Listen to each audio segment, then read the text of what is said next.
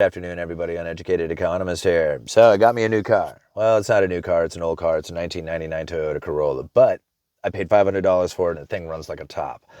So I thought I'd do a video on how to buy a cheap used car. Now, rule number one, buying a cheap used car, you're taking your chances. It could break down the very next day, and that's just the chance you're going to take by paying $500 for a vehicle.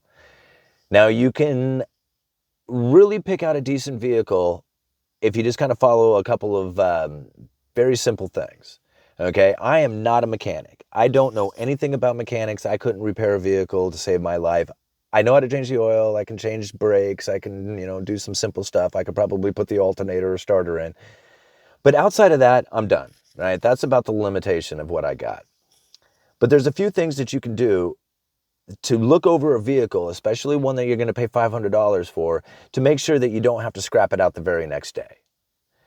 Number one, I look for the registration. I want the vehicle to be registered, at least for a year, okay? Because the last thing I want to do is go and register the vehicle the moment that I buy it, okay? Because that's going to add, at least here in Oregon, it's $112 to register the vehicle. I just did it. Now, registration is number one. Number two, the tires, okay? Make sure that it has at least some tread on it, okay? I mean, you don't want to be driving around on bald tires and then have to go and replace the tires the moment that you get the vehicle. So make sure it has some tread on the tires. Number two, or that's number two. Number three, before I go to look at the vehicle, I check to make sure that it has a timing chain, okay? So I will check the year and the model of the car. I will Google it and just ask, does this have a timing chain or a timing belt? What you are looking for is vehicles with timing chains, okay? Timing belts need to be replaced after probably 80,000 miles, definitely after 100,000 miles. And if you're looking at a vehicle that somebody is selling for $500,000 or $500 and it has over 100,000 miles on it, most likely it didn't have the timing belt replaced. And you're going to have to replace that right away, because if that thing goes, it's going to blow your engine. Now, most engines, what ends up happening is there's a piston inside your engine that comes up and it hits the valves. And when those two touch, it blows the engine. And it's it. The thing is toast. And there is no repair. I mean, you could repair it, but the cost of repairing it far exceeds the value of the vehicle. So make sure that it has a timing chain. If it does have a timing belt, ask them, when was the last time the timing belt was replaced? Because if you're buying 147,000 miles, right, most likely that timing belt was replaced at 80,000 miles, and that vehicle needs the timing belt replaced again. This is at least a $600 repair. By most of the times, most mechanics, it's going to be more than that, especially if it's a fancier vehicle. So that's one that you want to look for. The other thing that I look for is vehicles that old people would drive, generally like old women. The Ford Taurus was an awesome vehicle for this. A lot of times it was, old women drove them. They have V6s in them. They all have timing chains. Awesome vehicles, right? Especially the early 2000s ones. You can get them for a very good price. I own two of them. I paid $1,200 for one. I paid $700 for the other. They both had less than 130,000 miles on them. One of them runs really good. The other one has like a computer issue with it. It runs good, but it's just mainly for commuting back and forth to work, which isn't very far away. So that's what I look for, okay? Before I even go and check the vehicle or even drive it or do anything else, those are the number one things that I look for. Make sure it has good tags, good tires, make sure it has a timing chain. If it does have a timing belt, ask them when the last time the timing belt was replaced. If they don't know, don't worry about buying it then. Because I've blown 2 timing belts in vehicles just trying to take my chance on longevity. It doesn't happen, okay? You're going to blow them. All right. So when you go to drive the vehicle, before you drive it, okay, I like to go and check out the vehicle early in the morning, like first thing in the morning. That way it's cold, hasn't been started. I like to hear it fire up for the first thing, and then I look for white smoke coming out of the exhaust. If you got an absurd amount of white smoke coming out of the exhaust, that is an alarm bell. You may not want to buy this vehicle. It could show that the head gasket is blown. Okay. So you're going to get some smoke coming out of the back, but an absurd amount, like it's like really smoky. You're like, that's interesting. Okay. That's a warning sign. Now, if the vehicle starts up real good and, it passes the white smoke thing going on, pop the hood while the engine is running, okay? And take a look for anywhere that the engine may be leaking. Okay, look all over the engine and look and see if there is an oily spot on the engine somewhere. Okay, now a lot of engines, it's hard to see down in there, so you're really going to have to look. If you can get underneath the vehicle and look, do that too. Okay. So pull the dipstick on the transmission. If it has an automatic transmission in it, there should be a dipstick. Check out the dipstick while the engine is running for the transmission. Okay. What you are looking for is to make sure that it doesn't have for one, you want to make sure that the fluid level is appropriate. Okay. It's going to be within the lines. You're also looking to make sure that it doesn't have like a bunch of generally I like to feel it. If you can feel some grit in there or something like that, that's a bad sign. It could show that you have metal shavings going on and that the transmission may be having some issues. If the transmission fluid looks fairly clean, like it should have kind of a red color, then that's what you're looking for, is the level and to have somewhat of a clean look to it. Okay. Turn the engine off. Let it sit there for a little bit. Check all the lights. Okay. Check all the lights, the heater, the dome light, the windows, the door locks, every single thing that can turn on and off, turn it on and off and check it out. Okay. As the engine sits for a few minutes, go and check the oil. Okay. Check the oil and see if if it's fairly clear. Okay. Or if it's very dirty, if it's kind of gritty. Okay. Most of the time, most people don't change their oil enough. So it's probably going to be very dark black oil. All right.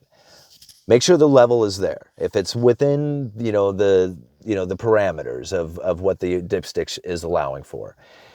If it's very low, right, then it could show a sign that there's a leak or something going on with the engine. All right. So the other thing you're looking for is some kind of milky white kind of streaking in the oil. Okay. If you see any kind of white, milky streaking in the oil, that is a very bad sign. That's a sign that your head gasket is probably blown. The other thing you can check is pull the cap, pull the oil fill cap and look underneath it. If underneath it is kind of white and slimy looking, that is another sign that you have water in your oil, and that's probably the head gasket is blown. So if the oil is nice and black or clear, clear like kind of that golden color like oil should be, and there's no white slimy looking thing underneath the oil fill cap, check the radiator.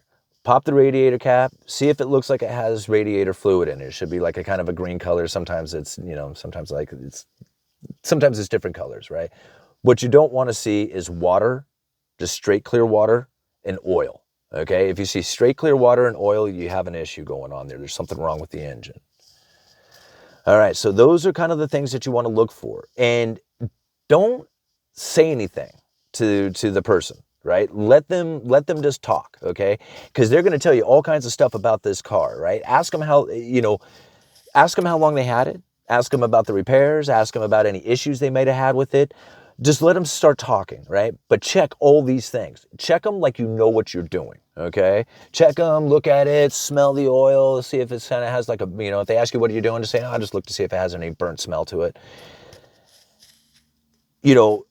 Don't act like, you don't know what you're doing, okay? Act like you know what you're doing. Do not kick the tires, okay? Do not walk up and kick the tire and say, wow, yeah, that looks like a good vehicle. Don't do that, okay? Don't care about what the interior looks like. It could be full of garbage. Pretend like you don't even notice, right? This car was filled all the way into the back with garbage this morning, right? It took me 5 minutes to clear it out. It took me 20 minutes to vacuum the thing. It doesn't look great, but it's a heck of a lot better than it was when it was full of garbage. And I tell you, the moment that you clean it up, the prices start going up. So full of garbage is perfect. It actually works for your advantage. Now, let me see here. Looking for a car. I look for them on Facebook, Craigslist, anywhere I can where they sell used cars.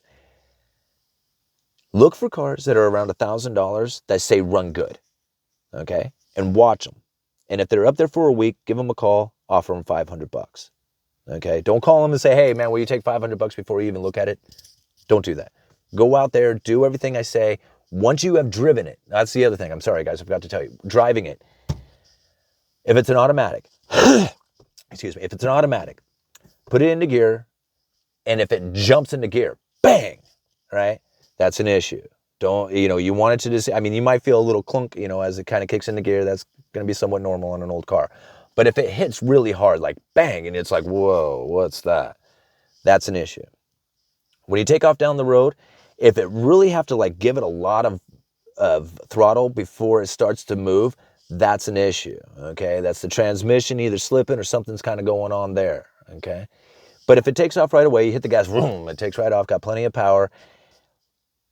Let it go through the gears, right? You want to take off and make sure that it shifts nice and smooth through every gear. Boom, boom, boom, you know, as it goes through. If it hits hard, bang, you know, when it's trying to shift through gears, that could be a bad sign. You want to make sure that it shifts very well.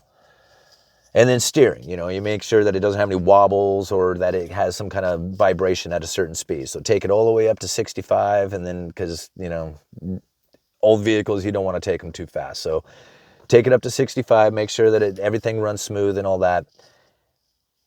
When you get it back, you know, that's when you start doing the negotiation of it. Most of the time when it's down to $500, I don't even negotiate. If they're offering, you know, if it's $1,000 that they're asking for it, then I'll start off at like $500, maybe take $750 for it or something like that.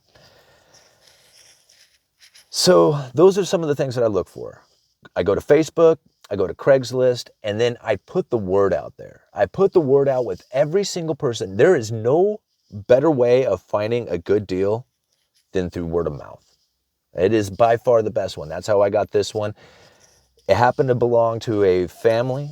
I believe like it belonged to an elderly gentleman who just kind of used it for his puttering around vehicle. He passed away. The family used it for 6 months. That's where all the garbage came from. They would run it up to Portland and back.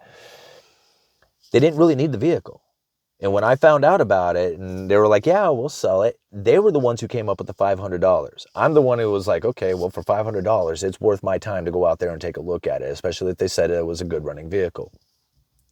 So that's how I come up with it. That's how I come up with most of the vehicles that I find, is generally through word of mouth. Now, I did pick up the Ford Taurus, one of my Ford Tauruses. I own 2 of them. I did pick up one of them off of Facebook, but I knew the guy. I recognized his name, and I was like, hey, Tom, man, it's Simon. I see you got a Ford Taurus there for sale. He's like, yeah, come on out and check it out. So I already knew him. I just happened to find it on Facebook. But yeah, word of mouth is one of the best ways to find a good deal on a vehicle. So those are the things that you're looking for, right? Looking for good tags, tires, timing chains, you know, running well, clean oil. That's about it, you know, as long as the lights work and stuff like that. And then, yeah, if it happens to peter out on you and, you know, you end up having to scrap it out or something like that, then call up the scrapyard. Generally, they'll come and haul it away and then give you cash for your car. You know, I think the last one I scrapped out, I got like $80 for it. It was a Chrysler Sebring, I believe is what it was. Anyway, so that's how I do it. Uneducated economist, driving cheap cars, right? This is the way that you save money. This is the way you save a lot of money, okay? And I would rather buy 2 or 3 $500 cars a year and scrap them out than to be making $600-700 payments to drive something really beautiful and nice. Not that I don't want to drive something beautiful and nice, but I'd rather be making investments in gold and silver than to be driving it around in a badass vehicle. That comes later in life, right? That's after we get rich. Uneducated economist, you guys let me know.